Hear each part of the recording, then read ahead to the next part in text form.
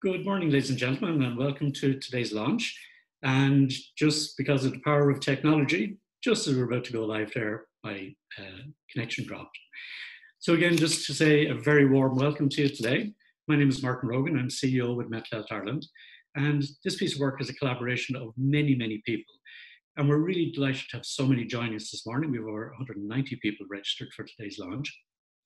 And if you're a young person who's come along to see facing the crowd, if you're a student, if you're a person with lived experience, a family member, a volunteer, or indeed our minister will be introducing to you in a few moments, it is a great pleasure to welcome you here today.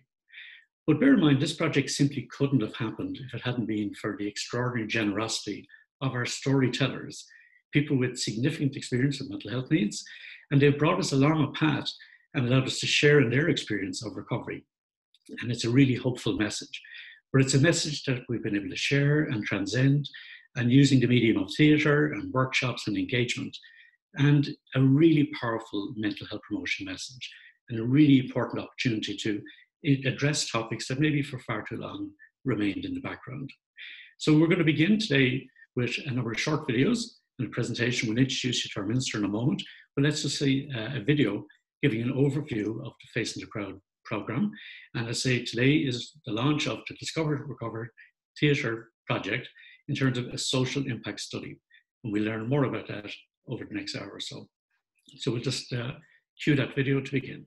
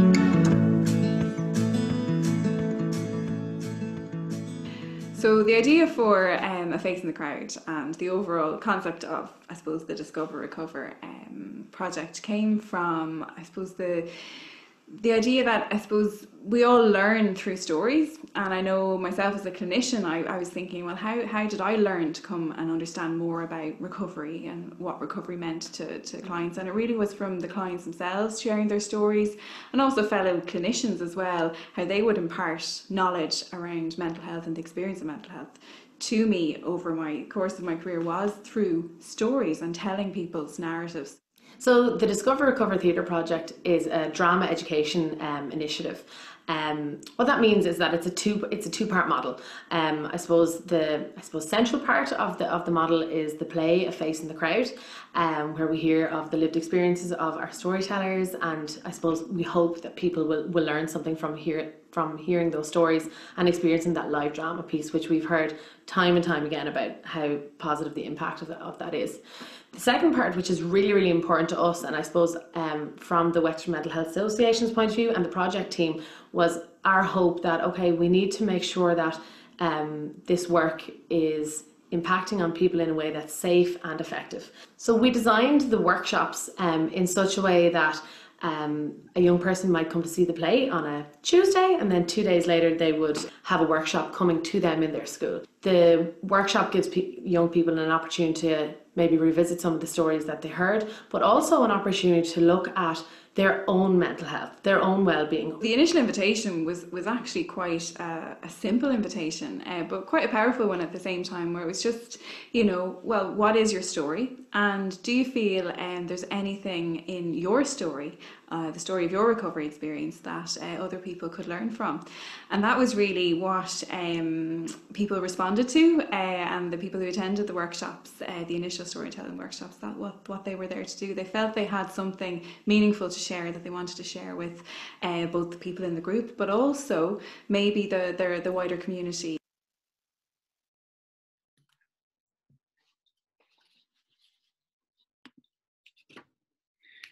So let's just give you a brief introduction to this programme. I think many people across the country have seen Face in the Crowd, and it's been such a powerful piece. And what's really important about this morning is we can make this an interactive session. We'll have a panel discussion towards the end, but we'd like any comments or question if you want to use the chat function, which is just in the bottom of the screen there. And just put in your short note and we'll basically bring these questions together and we can ask them of the panelists later in the piece.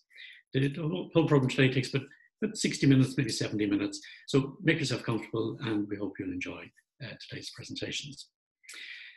As you know, last June, Ireland has launched its new mental health strategy built on the whole concept of sharing the vision, a mental health policy for everybody.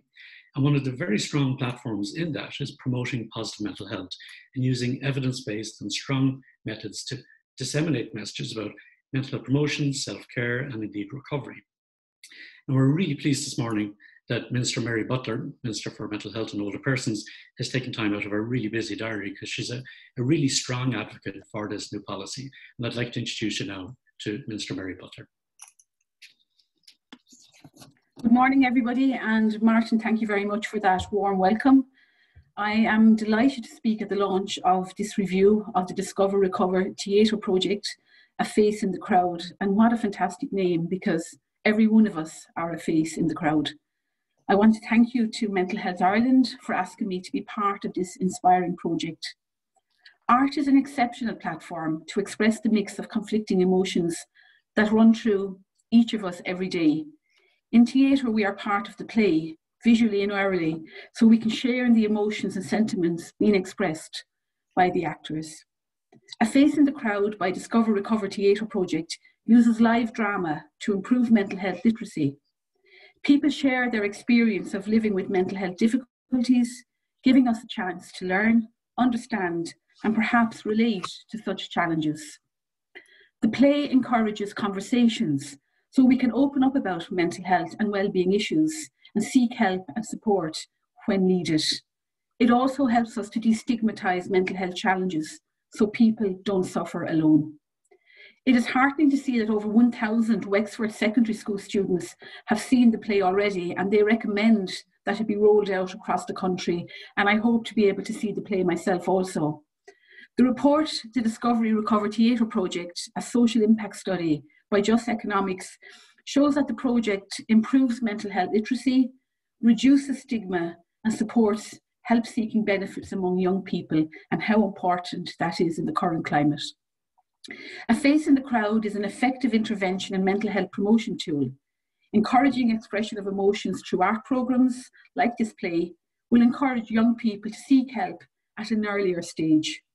This will be of immediate benefit to those who may be experiencing issues such as anxiety or depression or low mood, and it is essential in ensuring support is available before mild mental health difficulties become more serious. I would also like to take the opportunity today to highlight some of the great work being done in mental health, some of which has been rapidly advanced because of COVID-19.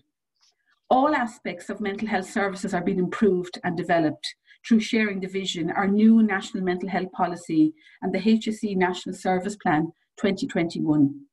Sharing the vision and mental health policy for everyone will improve mental health services for young people. The policy places a much greater focus on mental health promotion, prevention, and early intervention. This means that more supports are provided to prevent mental health difficulties from developing in the first place. And if they do that, young people can get access to services at the earliest possible point. Crucially, the policy places a strong focus on outcomes achieved for individuals. It seeks to enhance services across a continuum of supports, from mental health promotion, prevention, and early intervention to acute and specialist services, aiming to place the needs of the individual at the centre of service delivery. Sharing the vision is also closely aligned with Sláinte Care and shares the Sláinte Care vision, the right care in the right place at the right time. It will create easier access to multidisciplinary, user-centred supports at primary care level, focusing on early intervention.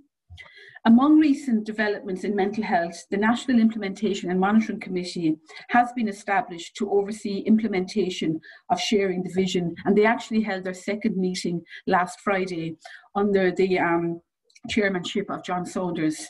The suicide reduction strategy Connecting for Life has been extended by 4 years to 2024 to continue its work. In 2020, extra funding of over 2 million was provided to mental health services and supports so that they could respond to the challenges being brought by COVID-19. This included supports for young people.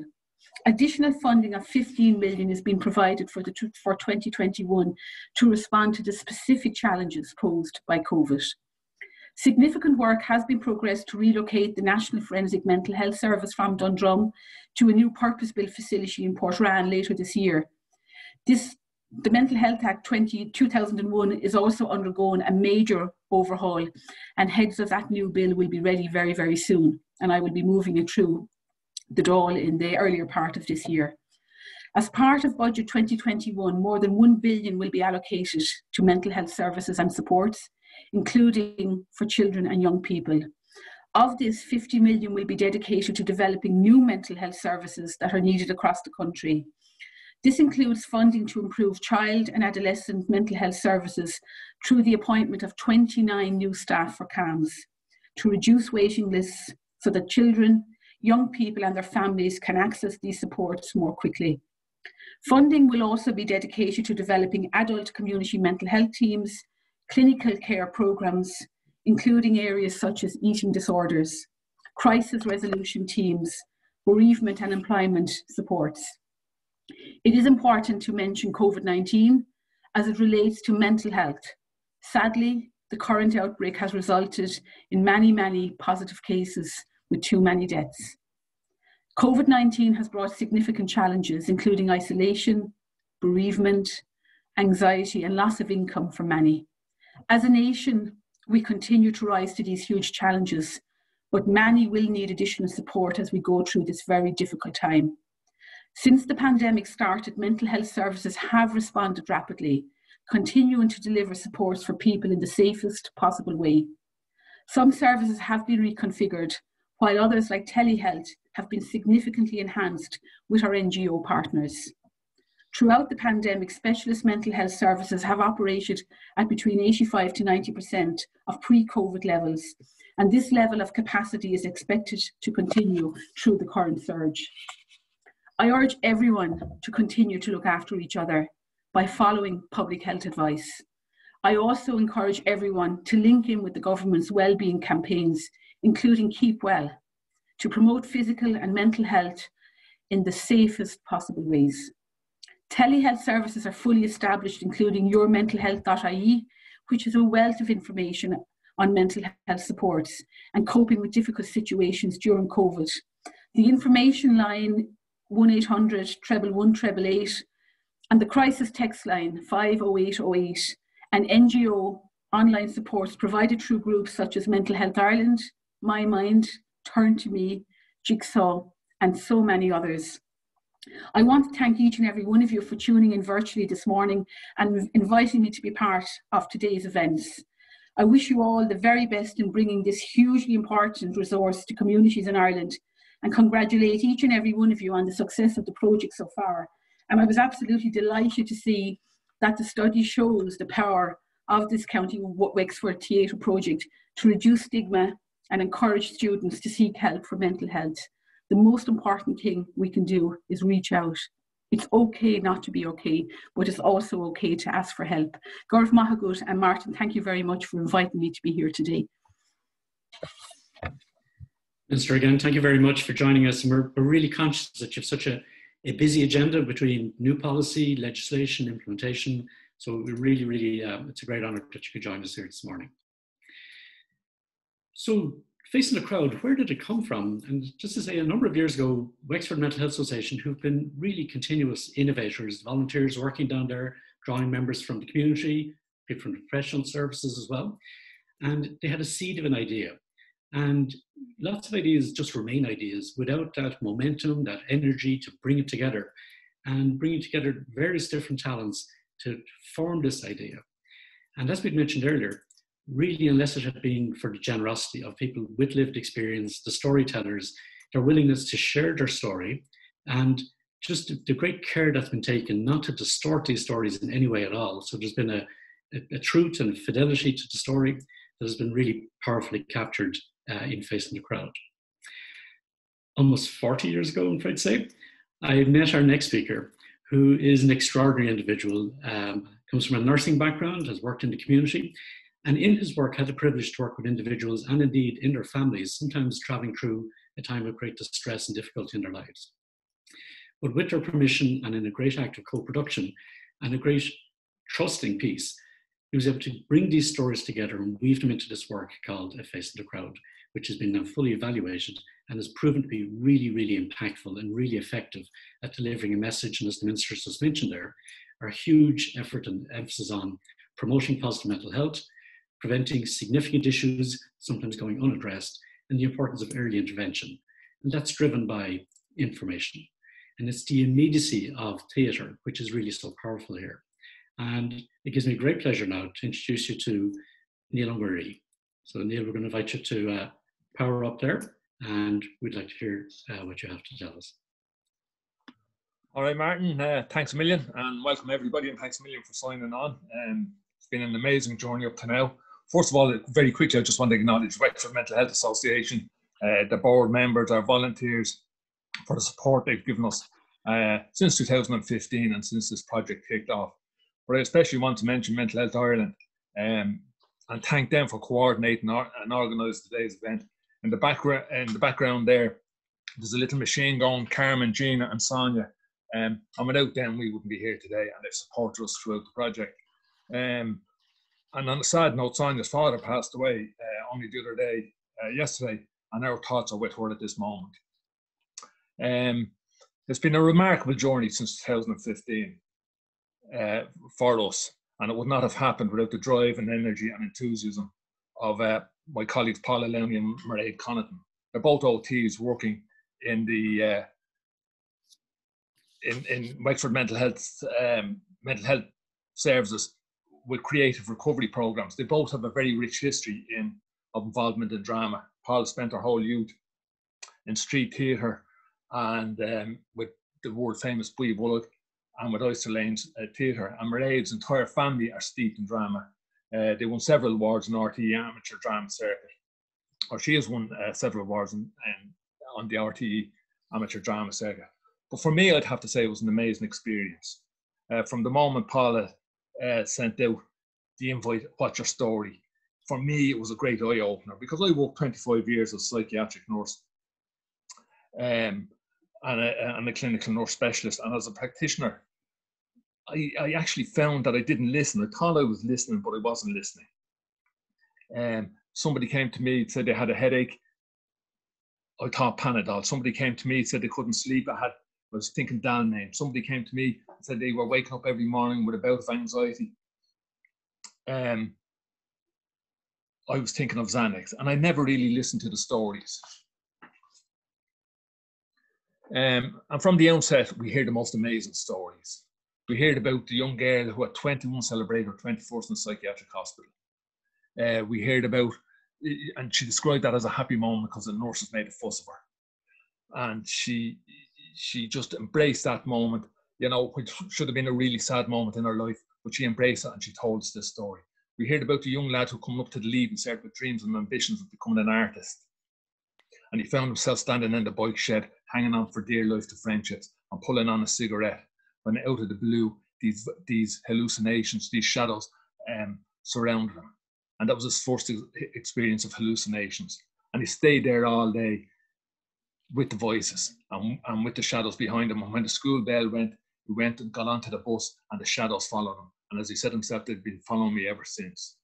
We heard about the loneliness and isolation of the illness and the stigma attached to it, where Somebody described walking up the main street on a Friday evening, looking into all the nice houses and the shop windows. And when she got to her house, it was in pure darkness. And she knew when she stuck the key in the door and closed the door behind her, she knew there and then that she wouldn't speak to a single soul for the entire weekend till Monday came around. And we talked about suicide and the devastating effect it has on family. And there's a line in the play where it says, like a stone tossed in a still lake, the pain and hurt goes on forever. And we discussed this in an open and honest way. And out of this, A Face in the Crowd was born. And Mairead, my colleague, directed the first one with the support of Bunclody Commercial Drama Group. And Jim Roach, who's a native of Wexford, but a professional actor in Dublin, came on board, and he produced, directed and acted, and brought the play to a different level and brought it into the schools. And just for the record, Jim was currently unemployed due to the COVID situation, and he'll take any kind of work. He said he'd even do an Aldi ad at this stage of his life.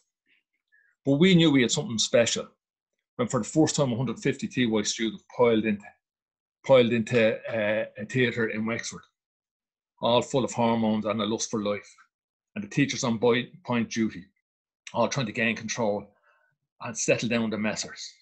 And as if by magic, when the house lights go down and the stage lights come up, a hush descends on the audience, and there's not a gig out of them. And everywhere we brought the play, the experience was the same. We've been in Wexford, we've been in Carlow, we've been in Smock Alley, the oldest theatre in Dublin, for first fortnight. And early last year, we were guests of Professor Tomás Cairns in the Royal College of Surgeons as part of their community outreach programme. And we had 3 inner city schools attending. And at the time when they all clamoured into the theatre, I thought, my God, we're going to get 8 alive here. But the reaction from those students to the play and the workshop was absolutely amazing. And me, Paul and Mairead believed in it. And storytellers believed in it. And everyone who attended the play believed in it, that it enhanced their mental health awareness. It was no good us believing in it. We needed evidence that the project worked and that it had an impact. And so when Paul in 2019 applied for leader funding with Wexford County Council, we were very lucky to come across Mary Dunphy, who coordinated the loan application. And she took us under her wing, and she led us and guided us through the whole process. And she became a believer in the project. And we're lucky again then with Mental Health Ireland, Catherine Brogan points us towards Just Economics. And again, to come across Ailish Lawler and Niamh Bone, for them to come on board. And they brought with them a great energy and a great level of professionalism, which resulted in the publication of the social impact study that we're here today to launch. But I have to say, what sustained us all through the whole procedure was when I asked one of our storytellers, John Cloney, who's here today, how did he feel about seeing a story told on stage? He replied, Neil, if my story helps just one kid to turn to seek help, then it was all worthwhile. And that is why we are here today. And that is why Facing the Crowd works. And we are eternally grateful to all those people who shared their stories with us, especially Liam, Jennifer, John, Angela and Patricia, and all those from Wexford Mental Health Association, volunteers, friends and families who gave their time, their support and encouragement to get us to this point today. And as part of it, we found that the play had a huge impact on a lot of people's lives outside of the students. So as part of it, we put together a video to promote Facing the Crowd and to tell its story. So Carmen is going to just show us a small little snippet of the impact it had on a few people. So go to Mila Mahaga.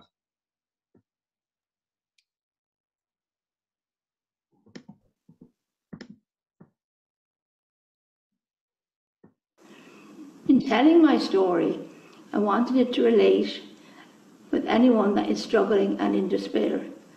There is hope. Even if you're feeling desperate, you will get well. Keep telling yourself that. That was my first experience of an hallucination. I could talk to them through a voice in my head. I mean, I wasn't frightened or anything. She was there, the teacher. I mean, she wasn't really there, but to me she was. I must have stayed there all afternoon. No one came looking for me. Nobody missed me.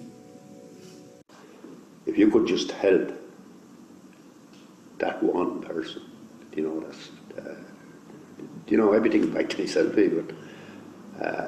You know, if I had to got that chance, I'm okay now, but to be brilliant.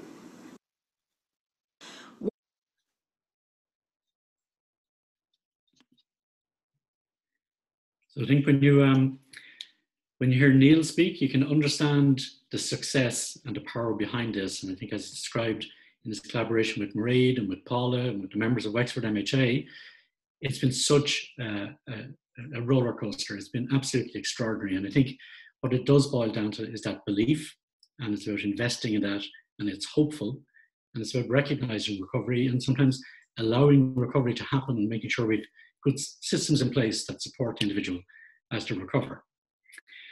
So as a very effective tool for promoting positive mental health and encouraging people to understand mental health and have a better level of literacy, what's really important with this is that the feedback was immediate. People were really, really positive about it. But sometimes we can be drawn along by something like that. You need an independent viewpoint. You need a different analysis. You need a robust and independent view that says, well, is this actually the case? Is it sustainable? Is it effective? And that concept of a social impact study. Is it really impactful? Is it really having a take-home message? Is it lifting people's understanding? And the combination of the theatre piece and the workshops and the engagement with young people has been really, really powerful. And I think this is why, you know, it was an inspired choice in 2019 with the support of Leader and with Mental Health Wexford to choose Just Economics. And I must say, there's great expertise coming on board here as well. Just to say that Eilish Lawler, who's a director with Just Economics, has worked in the UK, has studied in Trinity, in Sussex, and with the New Economics Foundation, and brings a lot of that expertise and just that clarity about being able to see where are the results here, where are the benefits, and how has that been so effective. And she's also formed a really strong relationship with all of the players here. But I must say she's really done an extraordinary piece of work. So it gives me great pleasure now to introduce you to Eilish Lawler.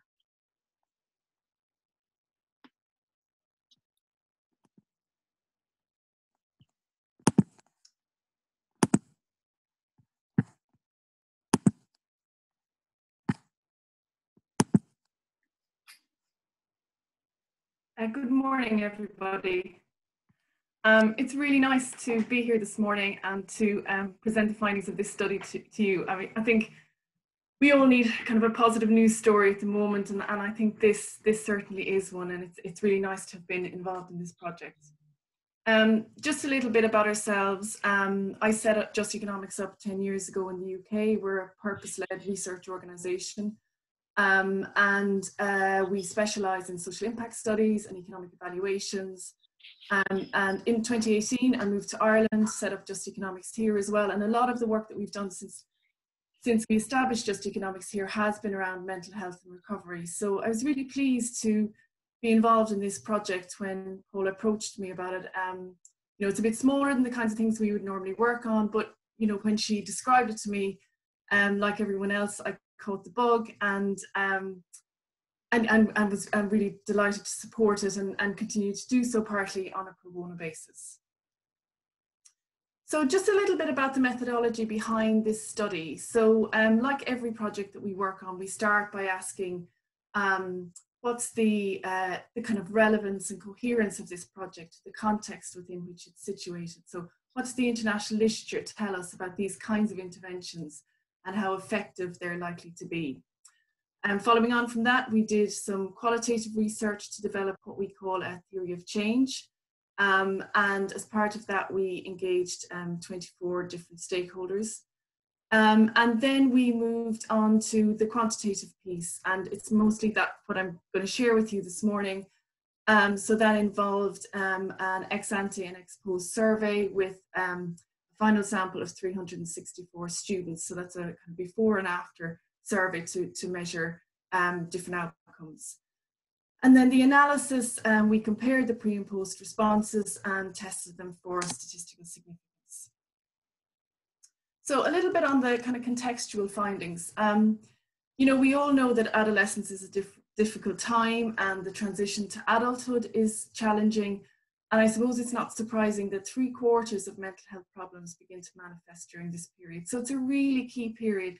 People have been talking this morning about prevention and about, you know, getting to issues early and identifying supportive pathways early for people. And so this is such a key time for these kinds of interventions.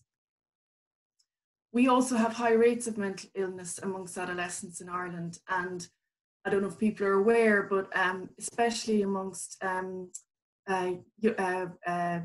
and young women, we've actually got the highest rates of mental illness in the EU at the moment amongst that group.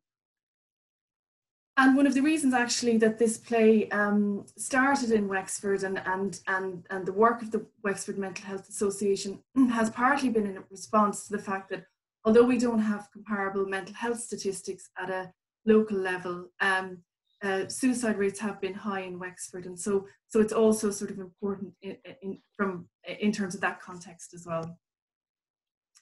So Discover Recover is informed by several different evidence bases. So the growing evidence base around recovery education and the potential for education to support people who are on their own recovery journey, but also others to understand about the process of recovery, about the signs and symptoms of mental health and how to manage mental health and so on.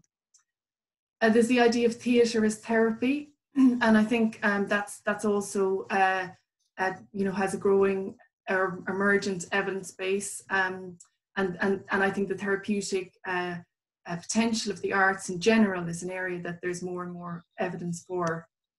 And then arts and creativity as pedagogical and health promotion tools. So not just around mental health, but actually the arts and creativity have been shown to be, you know, really powerful educational tools in other areas as well. Excuse me. So in terms of the qualitative findings, I'm not going to spend too long on those this morning, because actually a lot of what we'll hear today are people's personal stories of the positive impact that the play has had on them, and we hear lots of personal testimonies. Just to say, we did have very positive stories of change as well amongst the young people and storytellers. And one point that was, I think, quite interesting was that there was strong recall. So when we interviewed the young people, it was many months, like almost a year after they'd seen the play, and they still could recall the themes of the play very strongly. And you know, it clearly had an impact on them even that long in the future. So I think it supports evidence that theatre is memorable and is an effective method for communicating, especially around sensitive information that can often be difficult for teachers to talk to students about and so on. And 3 outcome areas emerged as the most important. So the first was mental health literacy. So again, that understanding the signs and symptoms of mental health, people's awareness of where to go for help, and understanding of how to manage their own mental health and promote positive mental health. Stigma and self-stigma, which are self-explanatory, and help seeking. So the propensity for people to seek help if they need it. Before I talk about the quantitative findings, I just wanted to share this slide with you, which is, we asked young people about their own lived experience of mental health. And what this slide shows is that about 2/3 of respondents had lived experience of mental health. So when we talk about lived experience, I don't think we often recognise quite how prevalent it is. So 2/3, and potentially higher, only 24% said they had not been affected at all by mental health. And we can see 21% was personal, about another 1/5 amongst family members, and another 1/5 amongst friends, neighbourhoods, or other people in their network, which is probably reflective of wider society, but I thought it was interesting to share that as well. So mental health literacy, in that area, we saw statistically significant changes across a range of different topic areas, and a couple of highlights.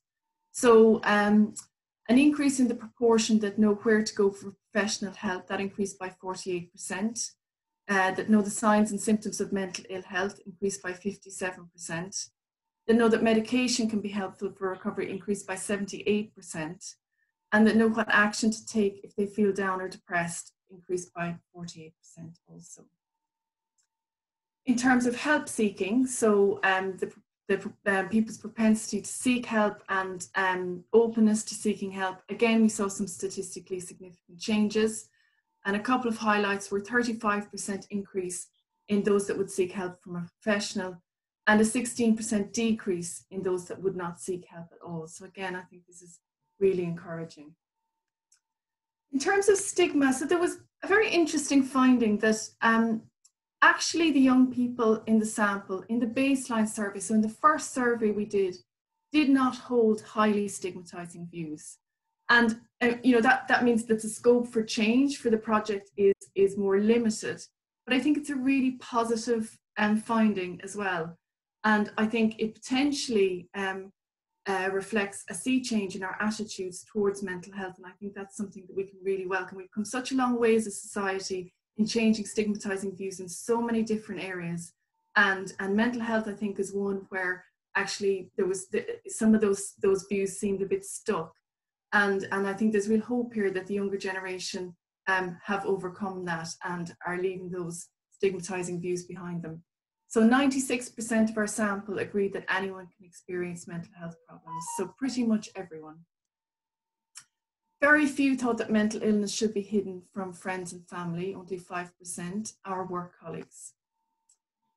And only 5% said they would be embarrassed if family members were diagnosed with a mental illness. So I think these are really, really positive findings. However, we did also ask people at the close of the play in the second survey to reflect on how it had impacted their own views and whether or not they felt like they were less stigmatizing. And actually they did. So 63% said they were less likely to be stigmatizing in general. 75% said they were less likely to make offensive jokes. And 83% said they were more likely to see people with severe and enduring mental illness as people of worth. And I think, again, I think we've come a long way around mental health in terms of talking about our feelings, in talking about well-being, in talking about sort of some of the kind of everyday experiences around mental illness. But I think less so. I think there is an enduring kind of stigma in relation to severe and enduring mental illness. And I think that this is a really positive finding here as well. And an increase, there was a series of questions we asked also about what we used to call social distance questions, but which we can never call that again, because that's fundamentally changed. But people's comfort with distance from a particular group and so on. It's a commonly used in social science.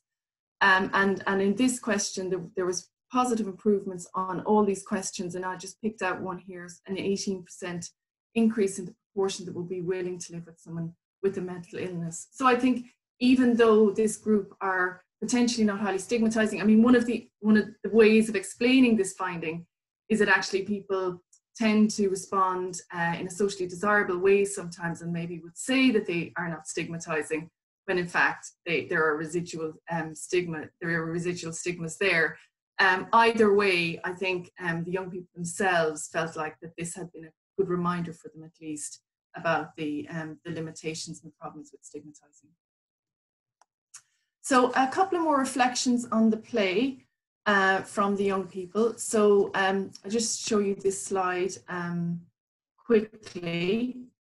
So, we asked young people about whether or not the play did certain things effectively. So educating people about the signs and symptoms of mental illness, about where to seek help, to challenge stigma, to build skills in speaking about feelings and concerns, which again is really important, and to make a contribution towards reducing mental illness amongst young people. I mean, you can see that they're between 80 and over 90% agreeing that it does this effectively. And I can just tell you, as a researcher and an evaluator, I've been doing this a long time, you don't tend to see findings as clear-cut and as strongly expressed like that every day. So I think that's a real endorsement as well. 92% thought that it should be staged in other schools. And really interestingly, 80% said they were more likely to support policies that encourage spending on mental health support. So again, we can see young people actually becoming a bit politicized by this as well around mental health. So I think that's really great as well. So I'll just end with a few recommendations. There were lots of specific recommendations for the play and the developers, and I won't share those with you here. I'll just focus on some of the higher level recommendations. So in general, we found the intervention is well placed to improve mental health literacy, help seeking, and reduce stigma, and that there is a good evidence base for staging it. A next step might be to pilot in another area where suicide rates are high to test for transferability. So for anyone who's seen it, and actually a point to make about the play itself, one of the things that was kind of interesting about evaluating this and different from other evaluations I've been involved in is that it's actually quite, you know, it's an enjoyable experience. As a creative piece, it kind of stands on its own as well, and it's kind of interesting to think about that from an evaluation perspective as well. But anyway, but for anyone who has seen it, it is very Wexford focused. So it'd be interesting to see, you know, is it transferable to another area? You know, if it was tweaked and made more suitable for another area, would that work? So I think that would be a really interesting next step. However, I think it can't continue to be done on a piecemeal basis and relying on the goodwill of people and so on, because projects can't become sustainable with a situation like that. So it will require home. It does fall through several different departments and different kinds of areas. Nonetheless, I think finding a home for it is quite important for it to have a more stable funding stream. And it's a potentially cost-effective intervention. So we estimate that it costs about €22 per student to stage, which is very little.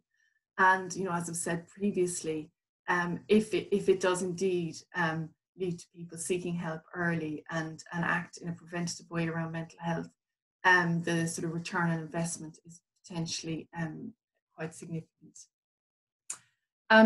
Just a couple of caveats on the research. So we didn't look at longitudinal outcomes. We just measured before and after the play, although we had a small sample of students that we spoke to who were several months afterwards. That is a caveat, and there may be scope for further research in terms of tracking outcomes into the future with young people. And we did just focus on one stakeholder group, the young people, but obviously the storytellers are hugely important here, the families of young people and so on. And I think what's great about the launch this morning is that we're going to have an opportunity to hear now from some of those other stakeholder groups, and also from a student who has seen the play some time ago and about the enduring impact that it's having on her life. So I think that's a great way to kind of round off some of the limitations in our research. So thank you very much.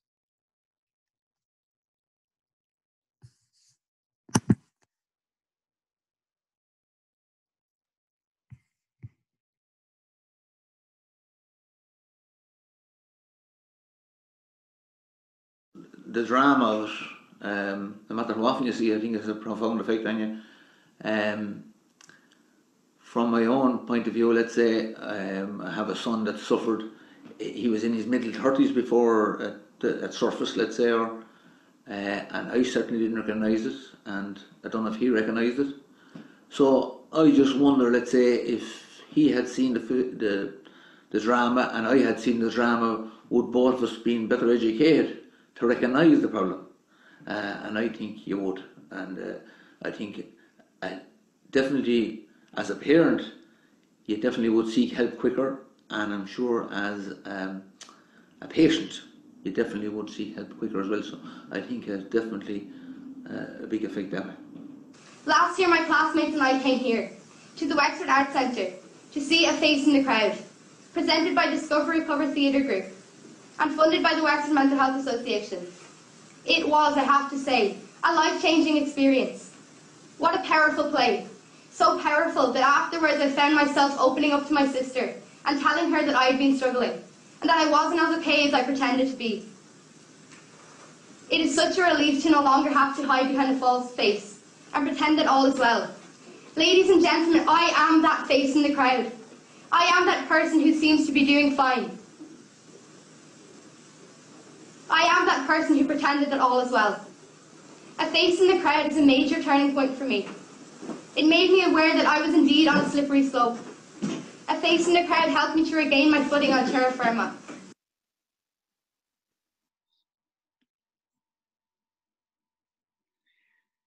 We're going to hear from Brenda in just a moment, but you can see, folks, in terms of just the power and the effect, we've just heard there from a parent and family member, as well as from a student who's availed of the programme as well.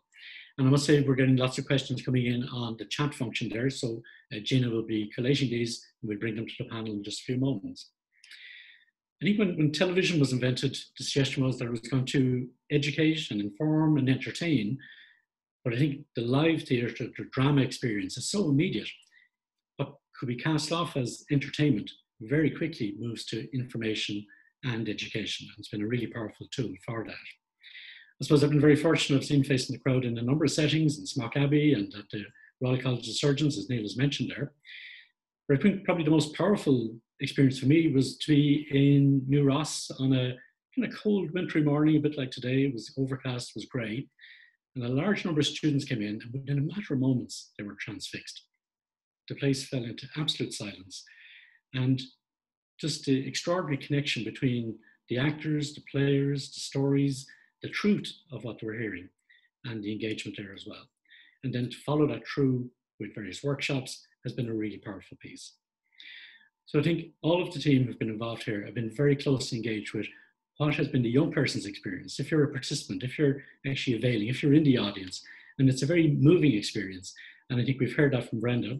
And I'm really pleased now to introduce Brenda Whelan, who's going to describe her experience as a young person of seeing a face in the crowd, engaging in the workshops, and what she's learned from that. So Brenda would like to just power up her camera and welcome aboard. Good morning, everybody.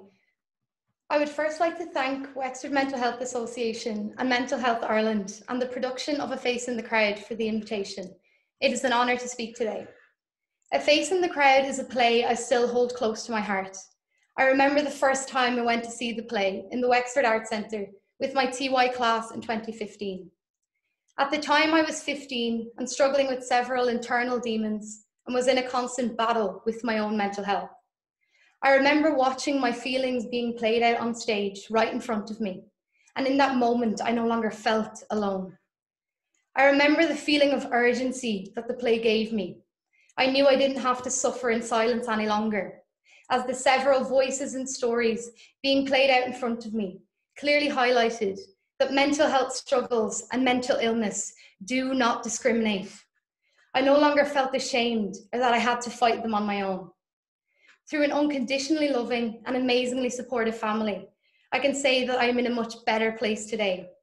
While times are still undoubtedly challenging, and especially in today's world, with the unfamiliarity and hopelessness engendered by the COVID-19 pandemic. It is fair to say that it has been testing to the mental health of many. Yet it is by being equipped with the necessary skills and tools that we are able to combat these struggles. The message given by initiatives like A Face in the Crowd to young adolescents like I was is powerful.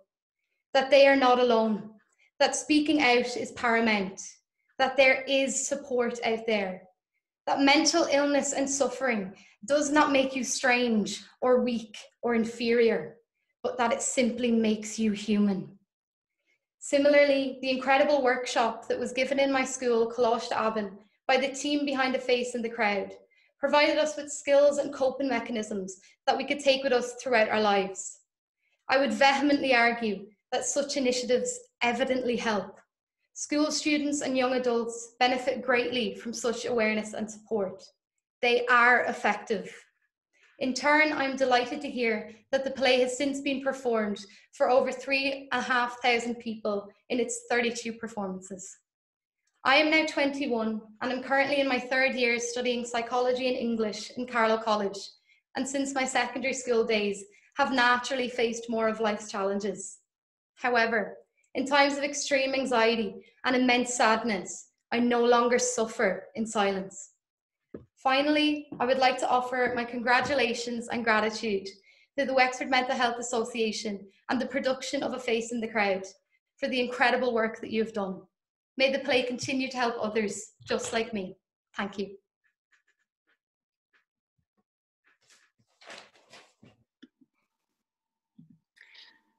Thank you, Brenda. And again, you can see this message actually travels, and I think as the evaluation has shown, as Eilish has shown us as well, that people remember this. Young people a year later can recall the detail, the understanding, and even though they came at with a high level of literacy on mental health issues, it even expanded further. So now we have an opportunity to introduce some of the people who brought this together as members of our panel. So I'm just going to invite our colleagues now to unmute and to turn on their cameras. So we're going to hear again from Neela Marie, from Eilish Lawler, from Mairead Connaughton, from Helen, and from Paula Lowney. And from and Brenda as well also is going to join us again for this session. So I think we're all powered up and we're off mute, so that works well.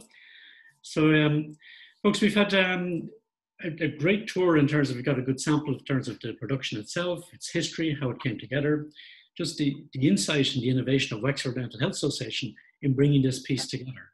And maybe Paula, do you want to describe maybe in terms of when this idea began to materialize and came together first? Yeah, so as you've heard, it has been quite a long journey, but it did begin at a very small starting point where we threw an open invitation out there to people in our network from the mental health services. You know, do you have a part of your story that you feel people could learn from, your recovery story? And people attended a series of workshops where we explored different, you know, stages and phases of the recovery, and the group really kind of openly shared and bonded with each other through that process. And then once those stories were taken by Neil, who attended all the workshops as well, and Mairead, who co-facilitated them as well with us, really into the script of the play, that's when we realised that there was potential for this to really get out there and needed to be shared, you know. So we actually audio recorded first and played it back to the storytellers to, you know, to see if they were happy with the content.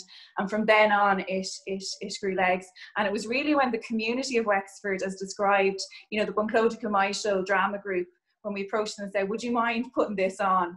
And they said yes. And the play was literally brought to stage with no budget, no nothing, but literally with the sheer support of the community. The Wexford Arts Centre opened its doors, the actors got on stage, everybody and anybody who could use a paintbrush painted the set, you know, and it was literally pulled together through the power of the community initially. And then after that, once we realised, as Brenda alluded to there, we had a group of TYs attend our first few performances, and we realised, yeah, this has got huge potential. The students are really grabbing onto this.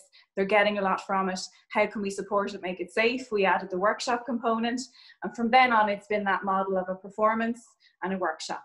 It's now professionally performed because unfortunately you can't pull on amateur dramatics to do 3 performances a day, such as the demand at times when we have a period of funding behind it. But it's complemented then by the workshop, where the students can just openly explore and discuss what they've seen, and then bring it into their own lives and into the frame of their own experience. And Mairead, you can see in terms of bringing this material, there's a big responsibility in bringing the fidelity of that and just the emotional weight of that into a theatre performance. So we're calling on your skills and your experience here as well. Yeah, absolutely. I suppose I have a background in theatre myself. So I suppose for me, being able to work on this project alongside the mental health side of my professional and personal life has been fantastic. I suppose I'm aware that, having seen plays and theatre over the years myself, again, that immediate impact of, you know, hearing a story played out in front of you when the lights are down, there's no distractions of phones, of the washing machine going in the background or whatever it is. It's a totally immersive experience to be able to relate and hear stories in that way. Absolutely, it does bring up emotions for people, and I suppose I think it's reflected in one of the videos we had. I'm not sure if we'll get to show it, but the idea that when people view the play, difficult themes and different emotions do come up for people. And I suppose sometimes when we reflect on those things, they're not necessarily life experiences that we've had ourselves, but we can begin to apply the ideas that come up to ourselves. So for example, in the play, we meet people, the character of Joe, for example, we see his story, how it's kind of threaded through, and we can then identify, well, actually, who were some of his supporters that throughout the play? What were some of the things that he did to keep himself well? What were some of the things that were the earliest signs that things were beginning to slip for him? And in the workshop part that follows on for that, then we make sure that we address those. So again, we meet a character in a, I suppose, in a safe, objective way. And then for a young person, they can apply that to themselves and gonna, well, actually, when I think of my life, who are my supporters? Who would I go to if I was struggling? You know, what do I do to keep myself well? Is it the kicking the football around? Is it watching something on Netflix? Is it talking to my mom? Whatever that is. And beginning to apply those ideas to themselves so that they come away with a kind of a very, I suppose, small but a good first step in terms of knowing how to better look after themselves when they face adversity or challenges. So, yeah. And Helen, in terms of from people who with lived experience and their family members, the feedback, people recognize these different stories and their experiences in the stage production? They do, because actually a woman that was in the training centre, chartered training centre that was in, she could recognise my story. She could recognise it straight away. And then she told other people that about my story that she could recognise it. Very good. So it's very real, and it has that kind of connection back to real people and real life experiences. My brother recognised it as well. Very good. Okay. We've had a couple of questions come in on the chat line, and I suppose one of the objectives here is that people would reach out and seek help and find help. One of the questions is there a space now there are so many different agencies supporting people in crisis, in difficulty, in recovery, in moving through mental health issues. The suggestion is, should there be just a central line, a single place, like a care doc type model? Do you think that might be helpful? Maybe not from your point of view? I think it would be very helpful, because it would help other people with their own problems, with their own mental health. It would help them very much so. Okay, and Brenda, do you figure that young people are more confident now? They know where to go for help for a particular issue? It might relate to anxiety or low mood or another issue. Are they more confident to know where to call? Yeah, absolutely. Like I had expressed, initiatives like Facing the Crowd are the driving force for such awareness that young adolescents can know and not be, oh, I have to hold this burden on my own, that they can go to their family members and that there is support out there. So absolutely, just the more we can express to young Irish adolescents that, you are not alone and you kind of have your back, essentially. Okay. And we've had people tuning in this morning from all over Ireland, and people are probably a little bit jealous. They're saying, can we get this beyond Wexford? So I know you've performed in Dublin and indeed in Carlow, but the opportunity to extend this, I think, Alice, you've mentioned just how to make it sustainable and bring it to that wider audience. Yeah, and I think it's not just about showing it once somewhere either. We'd like to see this as an ongoing, maybe part of transition year or something like that. I mean, I'm not the right person to say how it actually should happen, but that there should be some regular staging in every community, so that all young people have the opportunity to see it. And I think it's then once you start to show something like this at the national scale that you can start to really see the kind of impact on outcomes for young people. And there would be opportunities perhaps in terms of the content of the play to maybe adapt it, to maybe address some of the issues around girls and young women, for example, and some of those elements that we know are pressing in terms of mental health needs. Okay. And a number of speakers have made reference to the workshops that should accompany the production as well. So maybe you'd like to tell us a little bit about this, maybe Neil, in terms of what's the content of the workshop or how is that put together?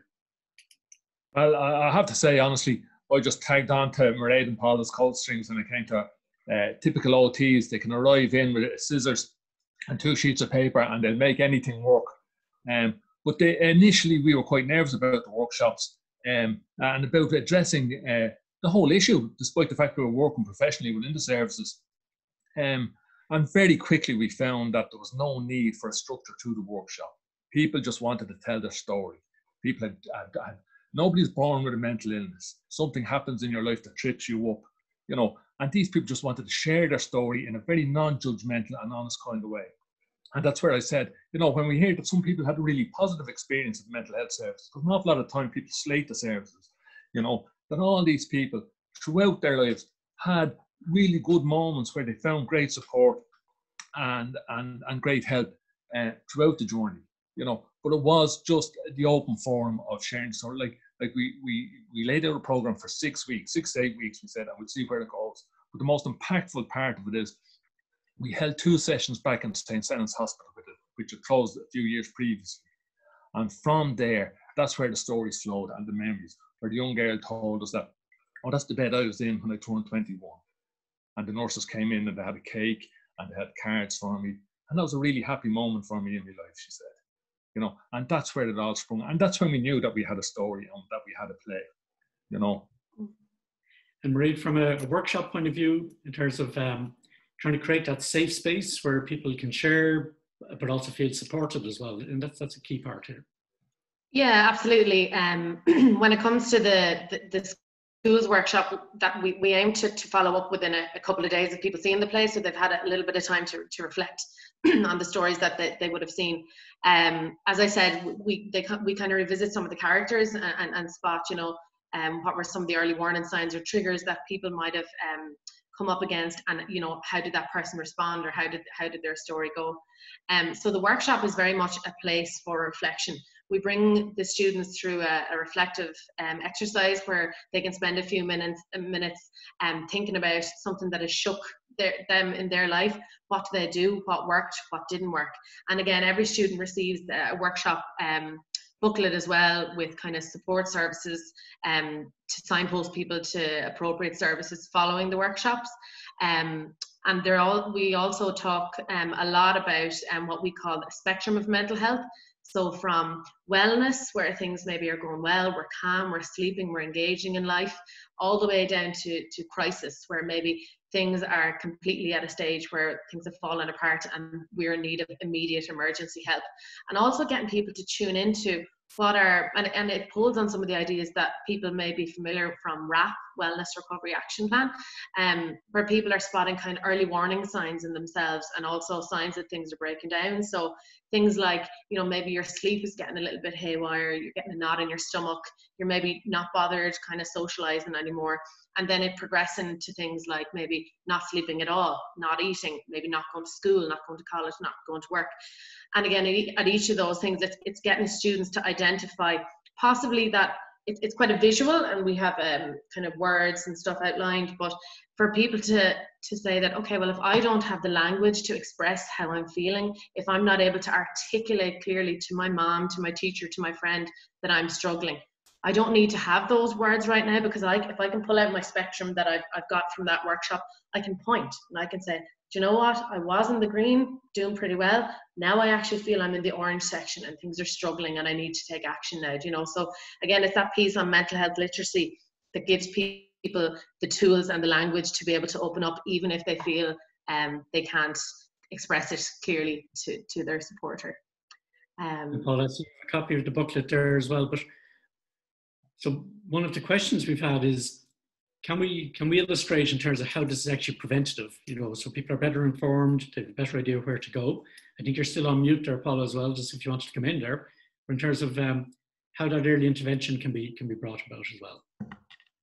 Yeah, so it really is, I suppose, without the play, that the workshop centres on what the students have experienced in the play. And as we saw in Ailish's research, you know, there are a significant piece, a third of students have some lived experience, but there's 2/3 of students coming into the project that didn't have any lived experience to pin, you know, this education onto. So what the play does, it kind of helps bridge that gap for people. It gives them some insight, some ideas around the mental health and the mental health recovery experience. And then, as you say, the workshop, we do work a lot on, we have a standard kind of workshop package. We have a standard leaflet that we've honed over the 5 years down to something very simple. And as Mairead alluded to, it does fold out into this spectrum that allows, there's some words there's some visuals, but it is a tool that we really find people can express where they feel they're at. There was a wonderful moment after one of the workshops in one of the schools where a young guy came up to Neil and they stood side by side, and he said, look, to be honest with you, I've been here for a while. And he didn't need words, he just had to point to a space on this spectrum, and he could have a really open discussion linked to what types of support might be relevant to where he was at in terms of his well-being in that moment. So as Maureen said, it just helps open up a conversation that sometimes gives the words that haven't been there before, gives experience to people that haven't walked the walk before, but now have something to pin it on. And maybe later on in their lives when they need, maybe it's when they go to college, they'll have their first experience of a change in their well-being, or maybe it might be their sibling in 10 years time that they'll think back and recognize, you know, that shift and that changes and what types of support for which type of experience of well-being. So when we're in the green, it's just the day-to-day, but we really do go into the nitty-gritty of, well, when we're in the red, when we are suicidal, when there's suicidal crisis, what are the types of supports? On the back of it, it's all the local supports for Wexford as well are indicated. But to go back to the guy, I do agree with the idea of having a streamlined one-stop shop within the HSE for all this information, because it can be very difficult for people when it's multi-agency at the moment, different types of agencies for different types of supports. So having one good phone line, I think, is a really, really good suggestion for people for signposting for mental health. Yeah, much clearer for people when they're in crisis. Yeah. Yep. And that brings us to another question there. Maybe Brenda, you might take this one in terms of, do you feel that services are better signposted or more streamlined for young people in terms of they know where to go and they can get that information in a timely way? Because I'm conscious you're studying psychology and English. Would your classmates and fellow students in Carlow feel very confident they could find the services they need for young people? Yeah, I think it's growing, you know. I think especially like initiatives like this, it's bringing it forward, you know, with, you know, social media as well. We can spread more awareness, you know, of what numbers to contact and stuff like that, especially if it's on a leaflet, you know, as well, with the face in the crowd. If it's saying, you know, here's awareness or here's Jigsaw, you know, that we can contact them. But yes, positively, my peers and stuff like that would know where to go. But I do think as well, you know, it's the more the merrier. The more we keep spreading, you know, messages to young adolescents of what services are available. Yeah, it's definitely there, but as well we can continue it and progress it further. Absolutely.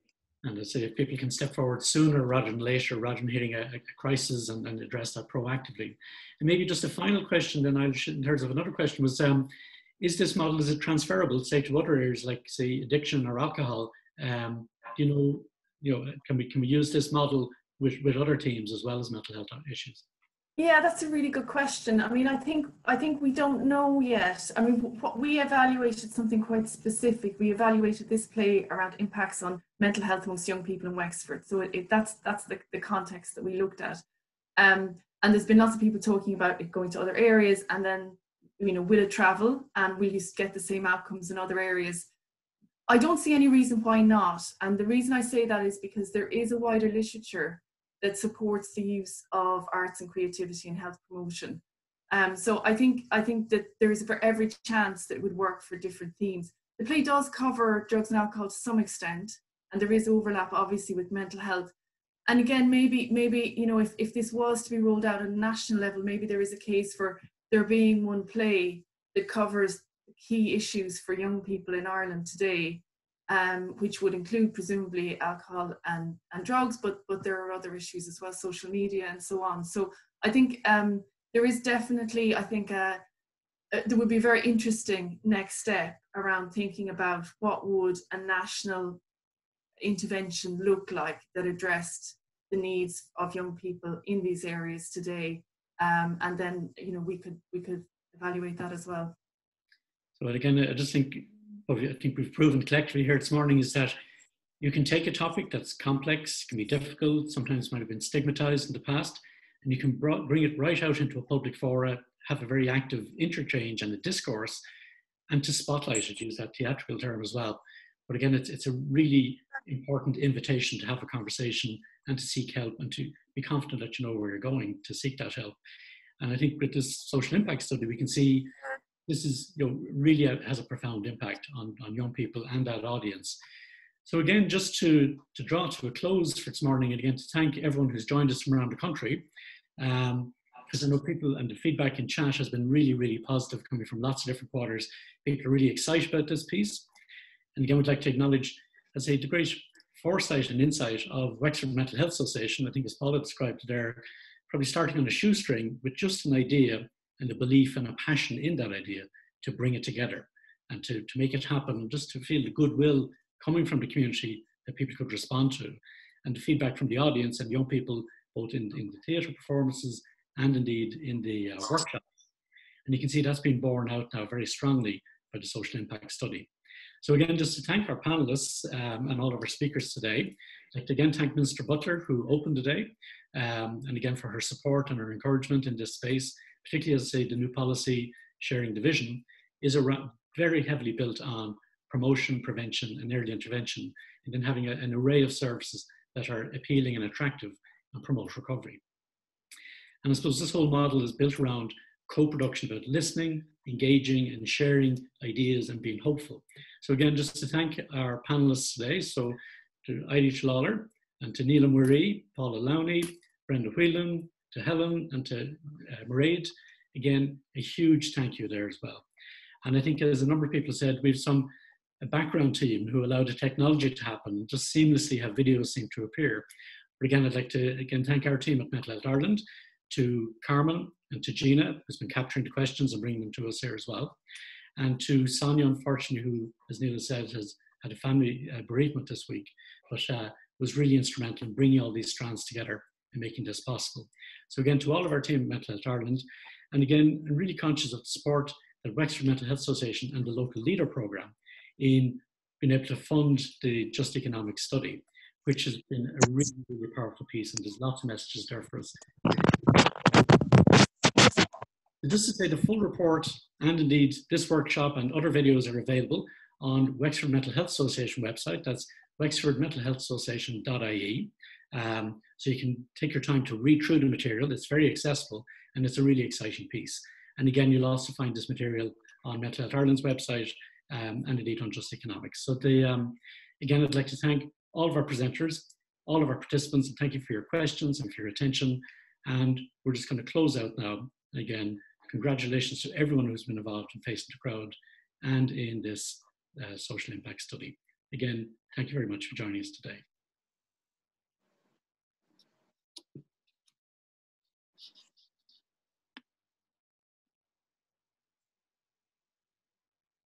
One of the things that we've been very aware of throughout the process of the Discover Recover project is that hopefully one day that we'd find a sustainable home for this project. It's not as simple as it fitting into one little area, I suppose, because it fits within health, it fits within education, and it fits within the arts. So it's kind of, again, that broad spanning perspective on it. I guess we are at a fortunate point in terms of where Ireland is at and how they view kind of mental health within this country, that it's possible that it doesn't have to just solely belong to one area, and that there can be a more joint up thinking around how can we get projects and initiatives like this to continue kind of into the future. I think an important point about Facing the Crowd on two fronts. One is that the people who engage, whose own stories have been donated to this and allowed us to share, and there's been enormous generosity in that. Mm-hmm. And it's just that authentic voice is really, really powerful there.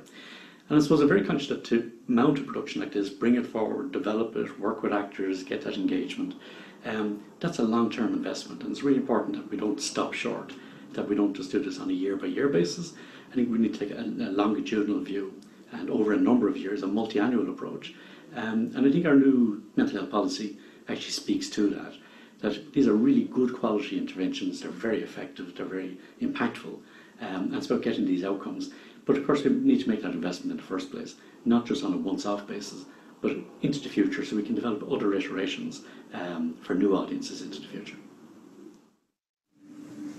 So when you feel yourself stumble, or you're struggling to get out of bed in the morning, you feel a darkness looming on your horizon, just ask for help. Tell a friend or a family member or a colleague or your GP, and if your GP doesn't listen, find another GP. But ask for help, because there's always a better, brighter day ahead.